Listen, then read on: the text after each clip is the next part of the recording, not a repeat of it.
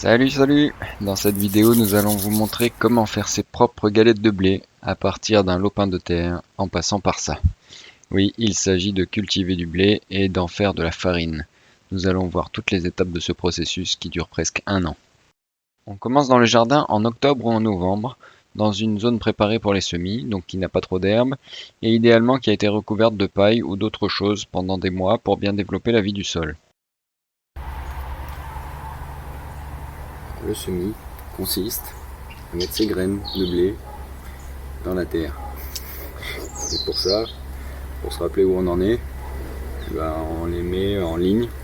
Ça, on se rappelle où on en a déjà mis, où on n'a pas mis. Et on les met à peu près à 3 à 4 cm sous la terre. Et normalement on fait ça avec des machines pour pas se faire chier. Quand on a 1 mètre carré comme ça, on le fait à la main. Voilà, tous les 2 cm on met une graine. En espaçant les lignes de 10-15 cm. Et à la fin, ça fait un joli champ.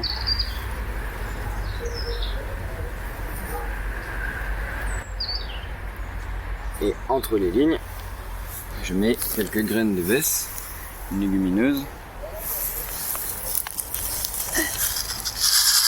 C'est comme des pois, un peu, mais un peu petit. Et ça permettra de nourrir un peu en azote le blé et de varier un petit peu la culture. Ça sert d'engrais vert en gros. Et voilà.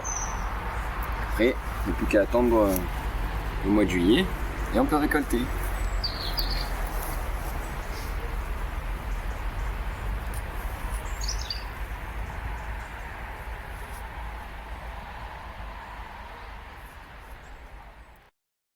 Au bout de 3 semaines, on voit déjà bien les pousses et ça devient vite grand, comme on le voit ici en février.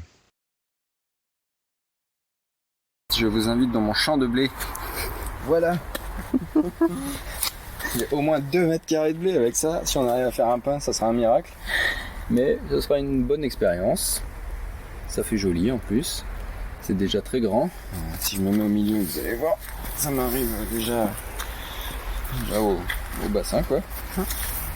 Ça a été semé genre vers le 15 octobre je crois. C'est du blé rouge de Bordeaux.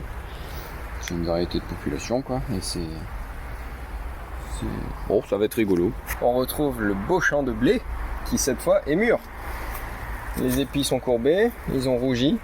C'est du blé rouge, donc c'est pour ça qu'il a cette couleur là. Bon, c'est plus marron que rouge, mais ça, il va être bon pour la récolte. Donc on va couper les têtes, on va les frotter pour séparer les grains, ou on les battra, mais bon, là vu la quantité, ce sera plus simple de les frotter à la main un par un. Et après, on fera de la farine et des galettes de notre blé, ça va être trop bien. Bon, il y a à peu près assez de blé pour faire une demi-galette. Une demi-galette comme ça, quoi. Mais bon, c'est sympa, ça se fera de la paille aussi. La première fois qu'on aura notre propre paille. Finalement, début août, tous les épis sont mûrs, il ne pleut pas et on se décide à récolter. On coupe les épis un par un et on essaie de faire attention à ne pas récolter les menthes religieuses avec, qui se camouflent par mimétisme, ce qu'on appelle l'homochromie. Voici un épi de blé. Donc la première opération, après la fauche, consiste à enlever les grains de blé qui sont dans chacun des petits trucs qui sont là, qu'on appelle la balle en fait. Donc on a une petite enveloppe. Donc ça c'est juste l'enveloppe, c'est creux. Et dans cette enveloppe on a les grains perdus de blé qui sont comme ça. Quelques petites enveloppes. Donc ça c'est un grain de blé qui contient encore une deuxième enveloppe qu'on appelle le son. Et si on laisse le son pour faire la farine, ça fait de la farine complète. Si on n'a que l'intérieur de la graine, ça fait de la farine blanche. Bon, c'est très dur à enlever à la main, c'est pour ça que normalement il faut un moulin. Mais là, pour cette opération, donc c'était le frottage à la main, ou alors normalement ça s'appelle le battage parce qu'on bat les épis pour faire tomber les graines. Et donc cette opération a été faite là sur la plupart de la récolte. Et on a séparé les graines des balles. Ça c'est une balle, c'est creux. Bien sur la table peut-être. Et ça, Et donc on a aussi les graines à l'intérieur qui vont faire la farine. Et voilà, donc la méthode qui marche pas mal à la main, quand on n'en a pas trop, c'est de faire ça, parce que ça va très vite et on n'en rate pas. Alors que quand on les bat, ça prend un peu plus de temps, et puis surtout il faut garder la paille avec pour le faire, et puis c'est bien quand on a beaucoup d'épis, pas juste un peu comme ici. Et voilà.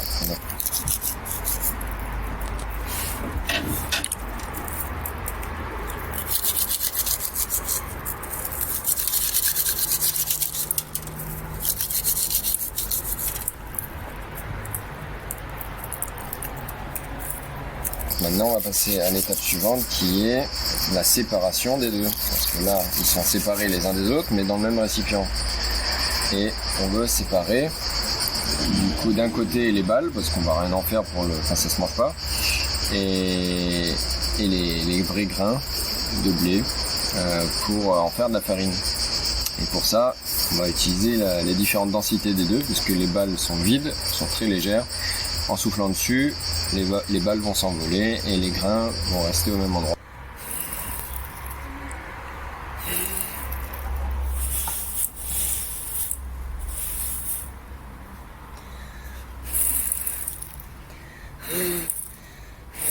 Ou alors en les faisant tomber, les grains vont tomber droit et s'il y a un peu de vent, les balles vont s'envoler. Voilà ce qu'on va faire.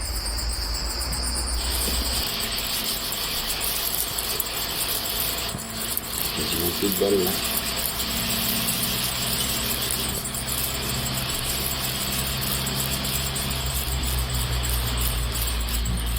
Bon, c'était pas si facile que ce qu'on croyait, mais ça marche quand même. On a eu un peu de mal à tout filmer, mais en résumé, il vaut mieux du vent ou un ventilateur puissant. Et il faut refaire le tri dans la zone de séparation qu'on peut voir près du trait noir là. Si on ne veut pas trop perdre de grains, ce qui serait dommage quand on n'en a que très peu comme ici. Et ça prend un peu de temps. Une fois qu'on a fini le vannage, on peut passer à la mouture, qui consiste à moudre les grains de blé pour obtenir une farine complète. Nous n'avons pas fabriqué de moulin à vent pour l'occasion, nous avons simplement utilisé un vieux moulin à café manuel, que nous n'avons pas non plus pu filmer en opération parce que ça nécessite beaucoup de force et de mains disponibles. Mais le résultat a l'air assez fin, et nous avons notre grand bol de farine. Maintenant, on aimerait bien enlever un peu de son pour avoir une farine plus blanche, ou demi-complète au moins. Et ça se fait par tamisage. Le son, qui est l'enveloppe collée au grain, est plus dur et se déchire en plus gros morceaux que les particules de farine. Et peut être tamisé, au moins en partie, avec une passoire à maille fine par exemple. On voit bien la différence entre la farine et le son dans le résultat. Et voilà, on a notre farine, il n'y a plus qu'à en faire quelque chose. Vu qu'on est nul en pain et qu'on n'a pas de four adapté, on a tenté la galette de blé pour fajitas. C'est très facile à faire, on prend de la farine, on met un peu d'eau et de sel, on fait cuire, ça fait des bulles, on retourne et c'est prêt. Et on se régale. Le résultat donne des galettes plus sucrées qu'avec du blé du commerce, et vu que c'est demi-complet, c'est un peu plus goûtu aussi, et plus riche probablement. Les galettes étaient par contre plus cassantes, c'est peut-être dû à la cuisson qui aurait dû être un peu réduite ou aux propriétés de cette farine demi-complète et avec un gluten différent qui pourrait la rendre moins souple aussi. En tout cas, on vous encourage à faire pareil, c'est une super aventure. À bientôt!